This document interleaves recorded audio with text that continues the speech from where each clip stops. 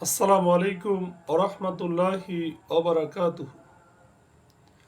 এ পর্বে আমাদের আলোচনা সূরা শুআরার ১৬০ থেকে ১৭৫ নং আয়াতের দ্বিতীয় পর্ব।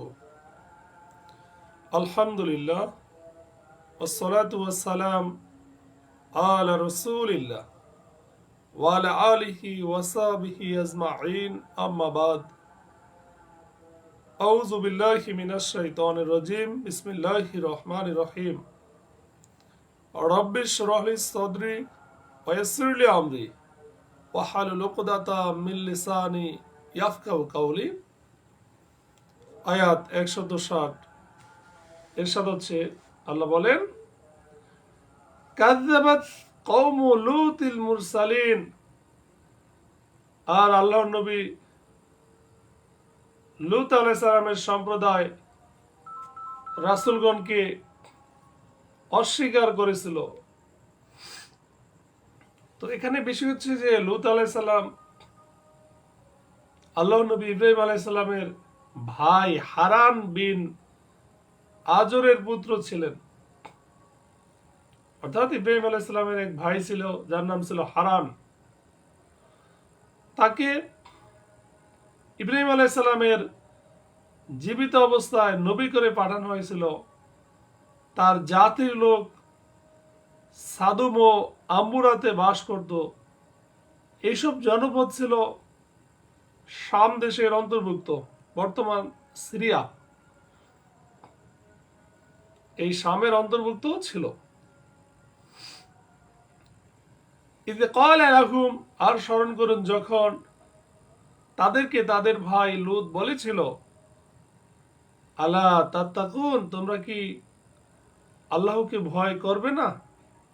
নবীদের সেম দাওয়াত, ইন্নী লাকুম রাসূলুন আমিন, নিশ্চয়ই আমি তোমাদের জন্য এক বিশ্বস্ত রাসূল। ফাত্তাকুল্লাহা ওয়া আতিউন, সুতরাং তোমরা আল্লাহকে ভয় করো এবং আমার আনুগত্য করো, আমাকে মানো। আমি এর জন্য তোমাদের নিকট কোনো প্রতিদান চাই না, বিনিময় চাই না। আমার প্রতিদান তো বিশ্বজগতের প্রতিপালকের নিকটেই আছে। মানুষের মধ্যে তোমরা তো কেবল পুরুষদের সাথে কুকর্ম করো,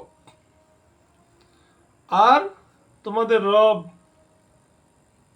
তোমাদের জন্য যে স্ত্রীদের সৃষ্টি করেছেন তাদেরকে তোমরা ত্যাগ করো, বরং তোমরা এক সীমা লঙ্ঘনকারী সম্প্রদায়। তো বিষয় হচ্ছে কি, যে এটা ছিল লূত জাতির, এই কমে লূত এই জাতির সব থেকে বড় কু অভ্যাস, খারাপ অভ্যাস, যে পৃথিবীর ইতিহাসে যার প্রথম সূত্রপাত হয়েছিল এদেরই নিকট হতে।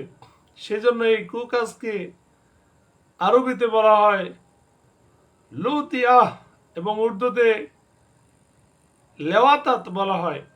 অর্থাৎ এমন পাপ কর্ম যার সূত্রপাত আল্লাহর নবী লূত আলাইহিস সালামের সম্প্রদায় দ্বারা হয়েছে, কিন্তু এখন এই পাপ সারা পৃথিবীতে ছড়িয়ে গেছে। বরং ইউরোপে একে আইনত স্বীকৃতি দেওয়া হয়েছে, নাউজুবিল। অর্থাৎ এখন তাদের নিকট এটা কোনো পাপ বলেই গণ্য নয়। যে জাতির নৈতিক চরিত্র এত বিগড়ে গেছে যে নারী পুরুষের পরস্পর সম্মতিক্রমে অবৈধ যৌন মিলন তাদের নিকট অন্যায় নয়, পাপ নয়, সে জাতির নিকট দুই পুরুষের আপোষের যৌন মিলন সমকামিতা কিভাবে পাপ ও অন্যায় রূপে গণ্য হতে পারে? আল্লাহ তাআলা আমাদেরকে এই সকল নৈতিক অবক্ষয় হতে রক্ষা করুন।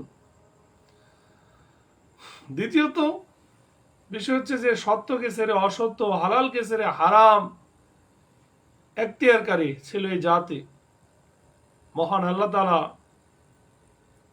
সরই বিবাহ বন্ধন দ্বারা নারীর লজ্জাস্থানকে ব্যবহার করে নিজ যৌন বাসনা পূর্ণ করা হালাল করেছেন, এবং এই কাজের জন্য পুরুষ তথা স্ত্রীর পায়খানাদারকে ব্যবহার করা হারাম করেছেন। আর লুত সম্প্রদায় স্ত্রীর যোনিপথ বর্জন করে পুরুষদের পায়ুদার ব্যবহার করতে বলে তারা সীমা অতিক্রমকারী রূপে গণ্য হয়েছে। তারা বলল, হে লুত, যদি নিবৃত্ত না হও তাহলে অবশ্যই তুমি নির্বাসিত হবে।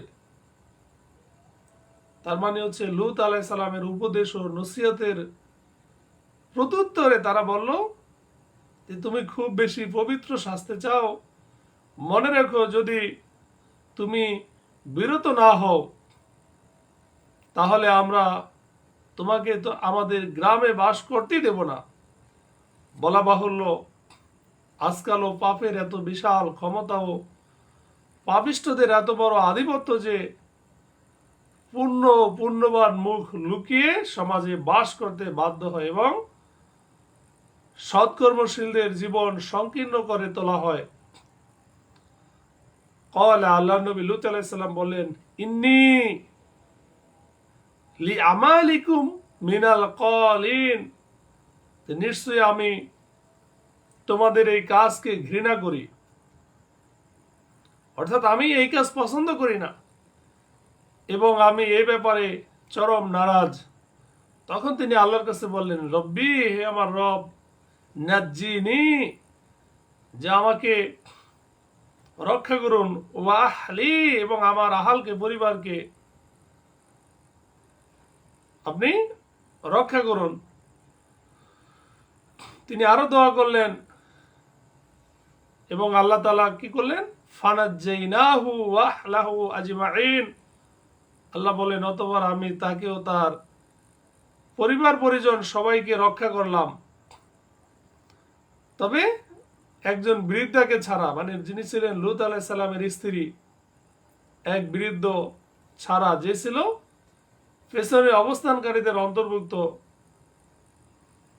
সে কওমে লূতের এই কুকর্মে সম্মত ছিল এবং কাফের ছিল।